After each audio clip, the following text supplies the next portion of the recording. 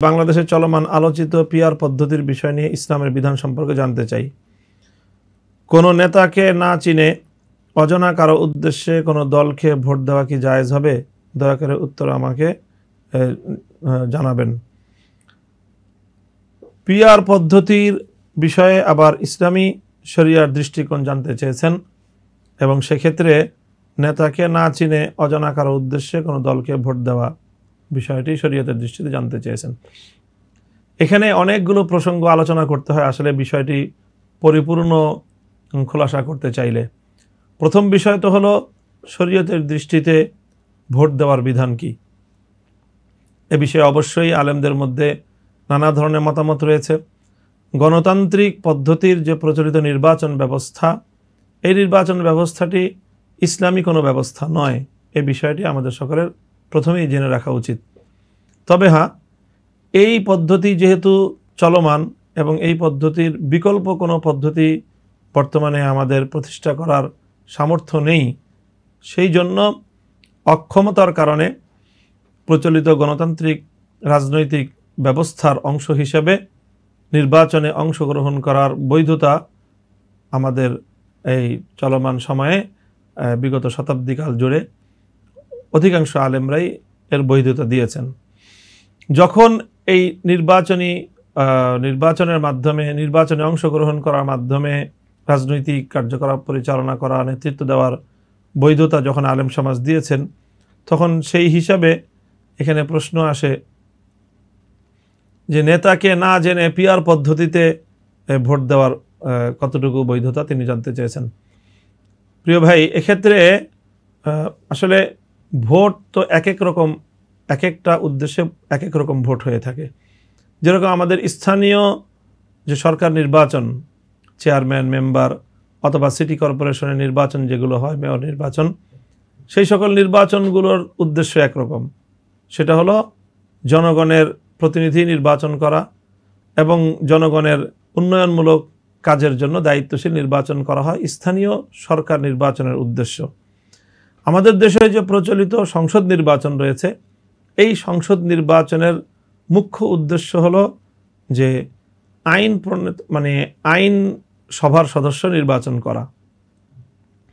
এমনিতে আমরা এই জায়গাটায় বলে রাখি যে ইসলামী আকীদা এবং বিশ্বাস অনুযায়ী সার্বভৌম আইনসভা গঠন করা এটি সম্পূর্ণ ইসলামের তাওহীদি বিশ্বাসের সাথে, একত্ববাদের বিশ্বাসের সাথে সম্পূর্ণরূপে সাংঘর্ষিক।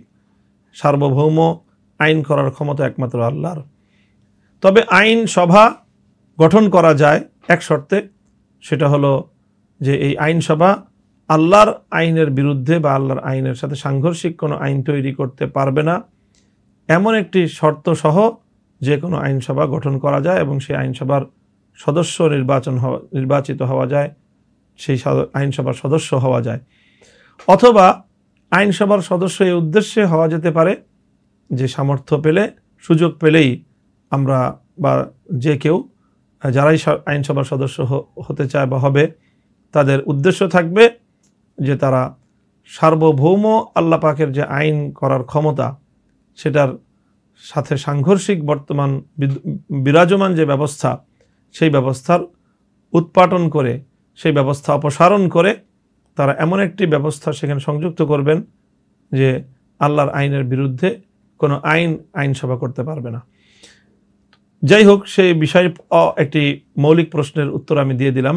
তবে এখানে বিষয় যেটি, যে আইনসভার সদস্য নির্বাচিত হওয়াটার মূল বিষয় সংসদ সদস্য হওয়া। কাজেই সংসদ সদস্য হওয়া মানে জনপ্রতিনিধি হওয়া শুধু নয়। এক্ষেত্রে পিআর পদ্ধতির যেই প্রয়োজনীয়তা বা পিআর পদ্ধতির যে আলোচনা, সেটা এই দৃষ্টিভঙ্গি থেকেই যে আইনসভার যারা সদস্য হবে, প্রত্যেক দল কাদেরকে আইনসভার সদস্য হিসেবে মনোনয়ন দিচ্ছে, পিআর পদ্ধতি অনুযায়ী তাদের তালিকা আগেই প্রকাশ করতে হয়। কাজেই দেশের জনগণ ভোট দেওয়ার সময় তারা জানতে পারবে যে তাদের ভোটে কোন দল কি পরিমাণ ভোট পেলে কারা আইনসভার সদস্য নির্বাচিত হবে, সেটি তারা জানতে পারবে। কাজেই এখানে আইনসভার সদস্য বানানোর অর্থ শুধু নিজের নেতা নির্বাচন করাই নয়, বরং এখানে তার চেয়ে বড় বিষয় হলো যে এই একটি দল থেকে কারা কারা আইনসভার সদস্য হওয়ার যোগ্য সে বিষয়ে নিজের মতামত ব্যক্ত করা। কাজেই এক্ষেত্রে আমি মনে করি ভাই যিনি প্রশ্ন করেছেন তিনি সংসদ নির্বাচনের যে মুখ্য উদ্দেশ্য সে বিষয়টি তিনি পরিপূর্ণভাবে তার কাছে স্পষ্ট নয়। তিনি শুধু সংসদ সদস্যকে নিজের নেতা হিসাবে বিবেচনা করছেন, সংসদ সদস্যের যার অনেকগুলো মুখ্য দায়িত্ব রয়েছে সে বিষয়টি তিনি লক্ষ্য করেননি। কাজেই পিআর পদ্ধতি বা চলমান পদ্ধতি এই অবশ্যই তুলনামূলক বিশ্লেষণের প্রয়োজন রয়েছে এবং পিআর পদ্ধতির মাধ্যমে যে অনেক সুন্দর এবং এর অনেক উপকারিতার দিক রয়েছে। দেশে চলমান যে দ্বিদলীয় একটি দুর্বৃত্তপনার যে রাজনৈতিক বন্দোবস্ত, যেখানে সংসদ সদস্য প্রার্থীরা ব্যাপকভাবে তারা কালো টাকার ছড়াছড়ি করে, পেশি শক্তির মাধ্যমে ভোট প্রয়োগকে তারা প্রভাবিত করে এবং নানাভাবে সন্ত্রাসের মাধ্যমে ভোট কেন্দ্র দখল করার মধ্য দিয়ে এই সকল কার্যকলাপ পরিচালিত হয়, যাতে যেখানে আমরা দেখি প্রতিটি নির্বাচনের ক্ষেত্রেই বিপুল পরিমাণ প্রাণহানির মতো দুঃখজনক এবং মর্মান্তিক ঘটনাগুলো আমাদেরকে দেখতে হয়। কাজে যদি পিআর পদ্ধতির নির্বাচন হয় তাহলে সেই ক্ষেত্রে মনে করা হচ্ছে যে এই জাতীয় সমস্যার কিছু সমাধান হবে।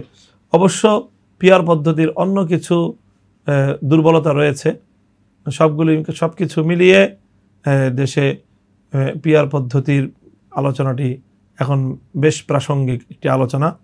আমরা মনে করি যে চলমান পদ্ধতি এফপিটিপি পদ্ধতি, ফার্স্ট পাস্ট দ্য পোস্ট অথবা প্রপোর্শনাল রিপ্রেজেন্টেশন পদ্ধতি, শরীয়তের দৃষ্টিকোণ থেকে এই পদ্ধতিগুলোর মধ্যে তেমন কোনো তারতম্যই নেই।